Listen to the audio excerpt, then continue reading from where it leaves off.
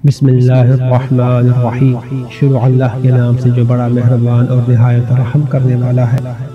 روایت میں ملتا ہے کہ رسول خدا صلی اللہ علیہ وآلہ وسلم کا ایک صحابی تھا جس کا نام سعد تھا۔ وہ انتہائی مفلس تھا۔ وہ اصحاب صفہ کا ایک فرد تھا۔ وہ آپ کی اقتداء میں تمام نماز ادا کرتا تھا۔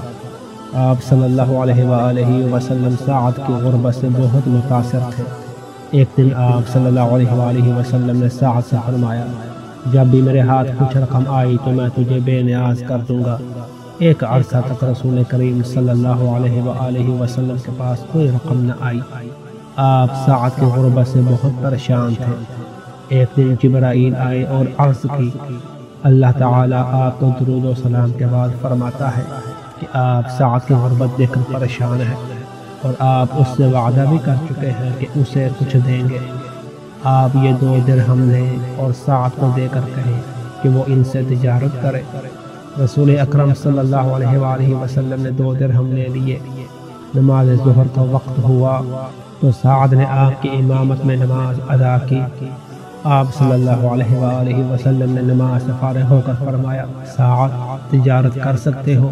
اس نے عرض کی، خدا کی قسم میرے پاس کچھ بھی نہیں ہے، میں کیسے تجارت کر سکتا ہوں؟ آپ صلی اللہ علیہ وآلہ وسلم نے اسے 2 درہم دیے اور فرمایا، اس سے تجارت شروع کرو، اللہ برکت دے گا۔ سعد نے خرید و فروخت شروع کی۔ اللہ تعالیٰ نے اس کی تجارت میں برکت دی۔ وہ مٹی میں ہاتھ ڈالتا تو بھی اسے نفع حاصل ہوتا۔ آہستہ آہستہ اس کی مالی حالت بہتر ہونے لگی۔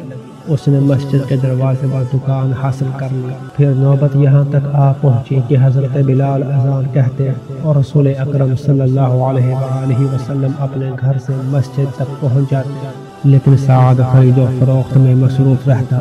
رسول اکرم صلی اللہ علیہ وآلہ وسلم نے فرمایا، سعد، دنیا نے تجھے مصروف کر دیا ہے اور دولت نے تجھے نماز سے غافل کر دیا ہے۔ سعد نے کہا کہ تو کیا میں اپنے مال کو ضائع کر دوں؟ اس شخص کے ہاتھ میں نے جنس بیچی ہے، ابھی اس سے قیمت لینی ہے، اور اس شخص سے قیمت لے چکا ہوں لیکن اسے جنس دینی ہے۔ رسول اکرم صلی اللہ علیہ وآلہ وسلم سعد کی دنیا طلبی دیکھ کر پریشان ہوئے۔ جبرائیل امین نازل ہوئے اور عرض کی، اللہ تعالیٰ فرماتا ہے آپ سعد کی یہ حالت دیکھ کر پریشان ہیں۔ اگر آپ اس کی دولت مندی کو پسند کرتے ہیں تو ہم اسے دولت مند ہی رہنے دیتے ہیں، اگر آپ اس کی غربت کو پسند کرتے ہیں تو ہم اسے سابقہ حالت پر لوٹا دیتے ہیں۔ رسول کریم صلی اللہ علیہ وآلہ وسلم نے فرمایا، پروردگار، سعد مجھے پیارا ہے لیکن یہ روز بروز دنیا کی دلدل میں پھنستا جا رہا ہے، اس طرح اس کی آخرت تباہ ہو رہی ہے اور میں یوں اس کی آخرت تباہ ہوتے برداشت نہیں کر سکتا۔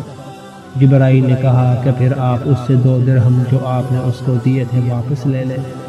رسول اکرم صلی اللہ علیہ وآلہ وسلم سعد کے پاس تشریف لے گئے اور فرمایا، سعد، کیا تم ہمیں ہمارے 2 درہم واپس نہیں کرو گے؟ سعد نے کہا کہ میں 200 درہم دینے کے لیے تیار ہوں۔ آپ نے فرمایا، نہیں، مجھے صرف 2 درہم چاہیے۔ سعد نے آپ کو 2 درہم دے دیے۔ اس کے بعد اسے کاروبار میں مسلسل خسارہ اٹھانا پڑا۔ چند دنوں بعد وہ اپنی پہلی حالت پر لوٹ آیا۔